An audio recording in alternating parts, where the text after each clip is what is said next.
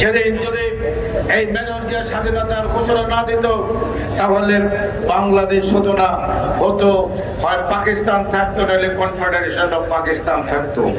তাই আজকে আমরা বলতে চাই, মহান মুক্তিযুদ্ধের ঘোষক শহীদ প্রেসিডেন্ট জিয়া রহমান শুধু যুদ্ধের ঘোষণা দেন নাই, রণাঙ্গনে যুদ্ধ করে দেশ স্বাধীন করেছেন। শতাব্দীর শ্রেষ্ঠ মুক্তিযোদ্ধা হিসাবে দেশ স্বাধীন হওয়ার পর তাকে বীরোত্তম উপাধি দেওয়া হয়েছিল। আমি একটি সময় দাঁড়িয়ে বলেছিলাম, ড্রেস করছে, এর এক সপ্তাহ আগে সেখানে শেখ হাসিনা বক্তব্য করেছেন, বক্তব্য দিয়েছেন। উনি বলেছিলেন জিয়া রহমান নাকি পাকিস্তানের চর ছিল, জিয়া রহমান নাকি কোথাও মুক্তিযুদ্ধ করে নাই, জিয়া রহমান পাকিস্তানের চর। ওনার নেতারা অনেকে বক্তব্য দিয়েছেন।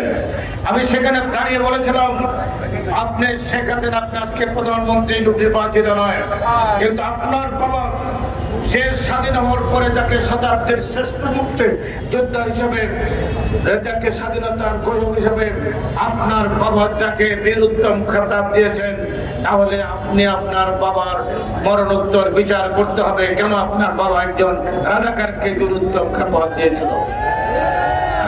জিয়া রহমান নিয়ে আপনাদের এই কথা বাংলাদেশে কেউ গ্রহণ করে নাই। জিয়া রহমান বাংলাদেশের স্বাধীনতার ঘোষক নয়, বাংলাদেশের আধুনিক বাংলাদেশের স্থপতি হচ্ছেন শহীদ প্রেসিডেন্ট জিয়া রহমান। আজকে বাংলাদেশের দুটি সেক্টর থেকে যে টাকা আসে, একটি হলো গার্মেন্টস সেক্টর। এই বাংলাদেশ থেকে $1 গার্মেন্টস এক্সপোর্ট হতো না। বাংলাদেশের কোন ব্যবসায়ী জানতো না কাকে বলে গার্মেন্টস শিল্প, কাকে বলে ব্যাক টু ভ্যাকেন্সি, কাকে বলে বন্ডেড ওয়ারহাউস। শহীদ প্রেসিডেন্ট জিয়া রহমান সেদিন 550 গার্মেন্টস ইন্ডাস্ট্রির ঋণ দিয়েছিলেন, অনুমোদন দিয়েছিলেন। বাংলাদেশের গার্মেন্টস শিল্পের যাত্রা শুরু হয়েছিল। আরেকটি খাত থেকে টাকা আসে। শহীদ প্রেসিডেন্ট জিয়া রহমানের আগে একমাত্র ইরান ছাড়া কোন মুসলিম বিশ্ব বাংলাদেশকে স্বীকৃতি দেয় নাই, মহান গণচির বাংলাদেশকে স্বীকৃতি দেয় নাই। শহীদ প্রেসিডেন্ট জিয়া রহমান বাংলাদেশের রাষ্ট্রীয় ক্ষমতায় 7 নভেম্বর সিপাহী জনতার ঐতিহাসিক বিপ্লবের মধ্য দিয়ে বাংলাদেশের রাষ্ট্রীয় ক্ষমতা এসেছেন। কাউকে হত্যা বা কু করে বাংলাদেশের রাষ্ট্রীয় ক্ষমতা আসে নাই। দেশের স্বাধীনতার সার্বভৌমত্বের প্রয়োজনে, দেশের জনগণের প্রয়োজনে, রাষ্ট্রের প্রয়োজনে সেদিন সিপাহী জনতা তাকে রাষ্ট্রের ক্ষমতায় নিয়ে এসেছেন, পাদকটে নিয়ে এসেছিলেন। যেমনি ভাবে 1971 সালের 26শে মার্চ চাটুরাট বেতার কেন্দ্র থেকে দেশের স্বাধীনতা দিয়ে দেশকে রক্ষা করেছেন। তাই আমরা বলতে চাই, এর মধ্যে দিয়ে উনি যখন রাষ্ট্রের ক্ষমতা আসলেন, ওআইসি সম্মেলনে গেলেন, মুসলিম বিশ্বের 40টি দেশ তখন শহীদ প্রেসিডেন্ট জিয়া রহমানের সরকারকে মুসলিম বিশ্ব স্বীকৃতি দিয়েছে। ওআইসি সম্মেলনে উনি কি বললেন?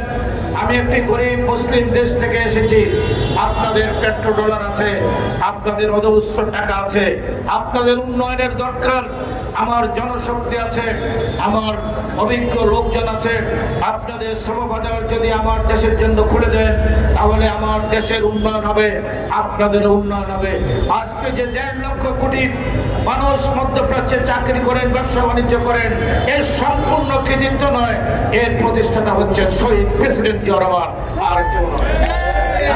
দুটি সেক্টর থেকে বাংলাদেশ বেঁচে আছে, একটি গার্মেন্টস আর একটি হলো জনরপ্তানি।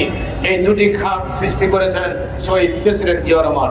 আমি বক্তব্য দীর্ঘায়িত করবো না, কারণ এই কথাগুলো বললাম শহীদ প্রেসিডেন্ট জিয়া রহমান এই মজিয়া মঞ্চের কারণে। শহীদ প্রেসিডেন্ট জিয়া রহমান এদেশের মানুষকে আশা দেখাতে সক্ষম হলেন। এদেশকে বলা হতো দুর্ভিক্ষের দেশ, এদেশকে বলা হতো আইন শৃঙ্খলা ভঙ্গুর, অর্থনৈতিক ভঙ্গুর একটি রাষ্ট্র। এই দেশকে বলা হতো তলাবিহীন জরিপ, পিছনে কথা বলবো না, এই দেশকে বলা হতো তলাবিহীন জরিপ। শহীদ প্রেসিডেন্ট জিয়া রহমান এদেশের মানুষকে সেদিন জাতীয় চেতনার উন্মেষ ঘটিয়ে বাংলাদেশকে একটি আধুনিক বাংলাদেশে রূপান্তরিত করেছিলেন, মানুষকে স্বপ্ন দেখেছিলেন। তাই তার ধারাবাহিকতা বেগম খালেদা জিয়া রাষ্ট্র পরিচালনা করেছেন। আজকে বাংলাদেশের 17টি বছর